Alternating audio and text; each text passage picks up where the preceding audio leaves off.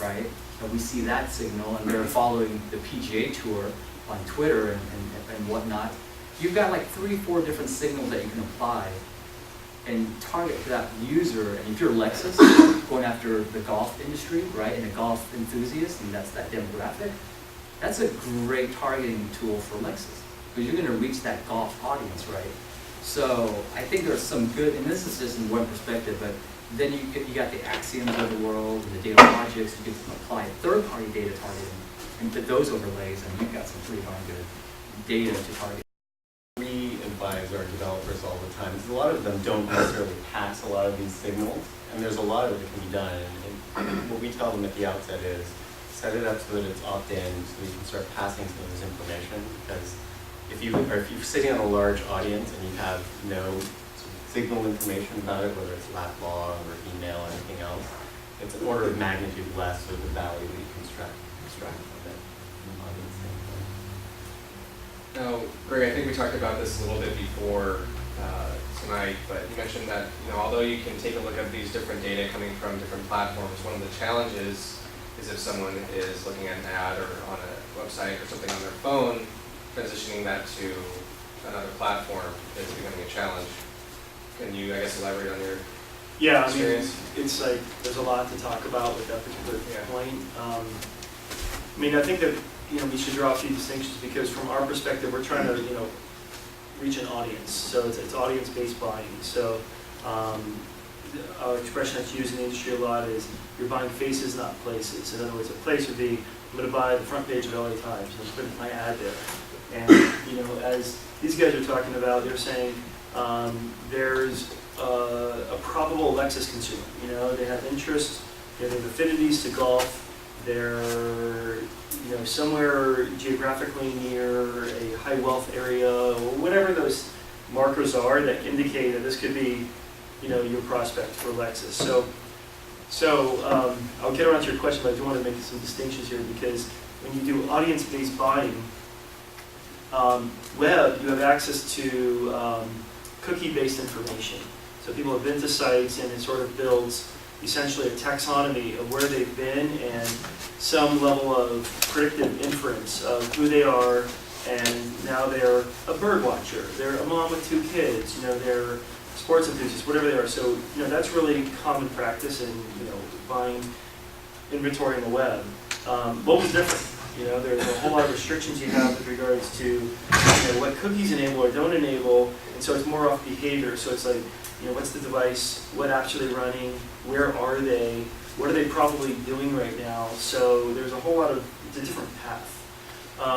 So that's an inherent challenge, because you're using different sets of guesses for both in terms of how you find them and what you're going to do with them or communicate with them once you find them. And then the ad serving into this, that's probably a level of information that no one here cares about, but serving to this into an integrated fashion that you can measure off of an integrated dashboard, a little bit tricky too. So I'll kind of leave it there, because I think I'm about to go off the deep end and you guys won't be interested. But I'm interested. we were talking about this sort of like, it's like this holy grail issue where a lot of things that don't quite work together, and you try to put mobile and desktop and everything together into one view. It doesn't really work quite yet. Other panelists, have you guys experienced any sort of challenges, transitioning across platforms? Well, so we don't offer a specific multi-screen device, but one of the things that you're starting to see is that, or one of the things that we're actually looking at, is that the availability of certain apps on the device actually they have very high levels of correlation with each other. So you can say that someone who has Pandora installed is very likely to install something else. And so from a performance advertising standpoint, which is slightly different from what you're talking about, we generally sell on an install or on a click. You're trying to optimize and make sure that people, that the people that you're showing the ad to are actually going to take a certain action, right? Usually it's install an app. And those correlations provide actually a really good map, just the apps that are available on the phone. Yeah, I think it's a great point that there's just a huge differentiation between the type of advertiser. I mean, if you're working with brand advertisers, it's all about getting to that audience Typically for mobile video, the ROI is always, way above expectations compared to online. If you're trying to reach with a performance advertiser, you're obviously trying to hit, their CPI or LTV benchmarks. So I think that the targeting capabilities there, kind of different needs. I think that, most ad platforms are going to have, the standard targeting. I think that, we go as far as partnering with third parties like AdMobius and Datalogix, Retailagents. I think that, we're probably 8 to 12 months away from some really exciting actual brick and mortar stuff happening with mobile, with iBeacons. So it'll be interesting to see how your world on your device and your real world merge. Especially with the use of, we were talking about phablets before, Yeah. cell phone tablets. Yeah. I guess programmatic buying is one of the hot things we keep hearing about. How does that compare to real-time bidding, and what are the differences?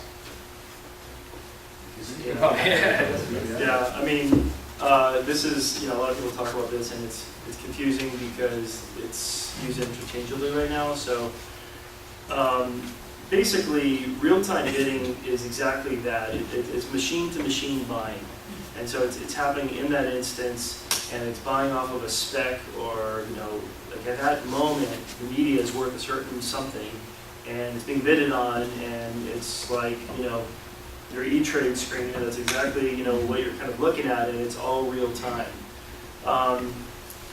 The slight difference, and probably not that important distinction to really make a big deal about, but programmatic is you have a preset schedule.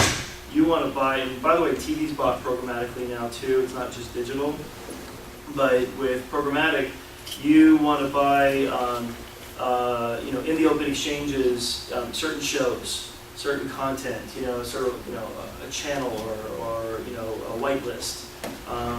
You want to buy, certain times of day, days a week, certain audiences. So it's different because programmatic is part of real-time bidding. And then you have exchange and networks and all kinds of things. But really what this means for, I think, the group today is that what I was saying before about faces, not places, is that it's much more valuable for what we're seeing for our advertisers to find someone. It could be a sports enthusiast on a gardening site. We don't care really where they are. They could be on Fandango or Realtor.com. But we're reaching them at some point. In fact, sometimes it's better to reach, if you've got a sports message, and let's say it's Nike, and to not reach them on that sports site because it's such a noisy environment. But to find them on what's called a long tail site, which is like a small, it could be a blog, it could be somewhere where there's only 2 ads on the page. You have a stronger share of voice, it's a stronger message because it's not so noisy on that page. So that's really the point, is that buying through this fashion and buying in a biddable format, you have now large platforms like Facebook and others that have acquiesced, and everyone's biddable. All inventory is available through this now, and it's sort of leveled the playing field in terms of rates, and it's an AdWords model now for all inventory. In a publisher perspective, I remember it was in 2011 at Slacker, we were using Automatic, and it was about 18-20% of RTV. The rest came from ad networks. And by end of 2013, you saw like 55-60% of revenue come from RTV. And then we built out the AOL music site and app. But for desktop, we were for that using Rubicon. Same thing with Rubicon. We saw as the years went by, the RTV buying and that revenue, and then the CPMs for RTV was better through the networks, right? So we saw this huge influx in RTV. Now, that was nice on desktop because the beauty of desktop was the beauty of cookies, and you can retarget, right? And that's the beauty of RTV, I think, is that retargeting, going after that long tail, right? With mobile, what we're seeing now, and I'm seeing this firsthand at Slacker and more so at a bigger scale because TuneIn has just a bigger audience. is just, I'll put it this way, it's a buyer's market for mobile advertising through programmatic. And that's good for the advertiser because they can buy some really good impressions on the cheap. But as a publisher, we want a seller's market, and it's definitely not there. So I think what's happening with programmatic right now is because of the lack of cookies and it's just the infrastructure set right now of being able to target on the IDs, the device IDs, just not there. I think there's a lot of more. There needs to be more improvement on the program. The Rubicons, the big players, the Pubmatics, it's not there. I mean, they're still trying to build out their mobile solution. Then you've got the MoPubs. TuneIn uses the MoPub platform, the MoPub Exchange, and the fill is not there. The CPM is maybe good, but the fill's not there. And we're using NextSage, which is also another supply side platform. And it just it's the general issue there is tracking and attribution broadly in mobile. Like you can't carry across from one app to the next. Yeah. You can do it a certain some on the mobile web, but no one's kind of touching everything. That's right. And the other thing that's happening on exchanges a lot of what we've seen is that you have players getting on to the exchanges and creating private networks even within the exchange, so it's not fully open exchange. Yeah, I think, real-time bidding is a facet of programmatic. The goal of programmatic is to automate the buying and selling of media. In our experience working with a lot of these premium non-gaming publishers, they're not going to put that inventory on the exchange. If you want to get that premium supply, you're going to have to go direct or through one of their ad partners. I think what we're seeing is actually setting up private exchanges. Especially with video, because the demand is so great, and the supply is so constrained, there's really no need, right? Because if you're a publisher and you work with like a partner like you guys, there's already money to be made, and I think the demand is so great right now. That's interesting. So is it the case that in video it's a seller's market? It could potentially be, because there's a lot of supply, but there's not a lot of supply. And you've got the Tube Mobiles and the Adapt TVs.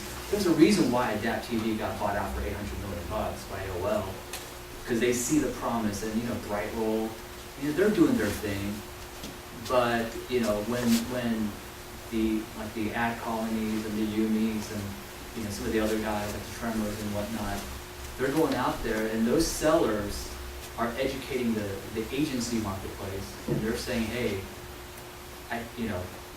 they're going to sell what their version of the advanced units, the rich media stuff, rather than just a straight up pre-roll fast tag, right? And let the bright rolls do it, but let the other guys who can demand a higher rate play that game. And with the new trends of programmatic buying, real-time bidding, dynamic and video ads, how do you really see these new methods of advertising paving the way for the future of mobile advertising? I'm just watching. Like I said, right now it's a buyer's market, and so I think in order to create a seller's market, you've got to package something that creates value for people like him. And that could be, the way I see it, is the targeting and the data. So, in his perspective, he sees gazillions of impressions. But, he's targeting faces, not places.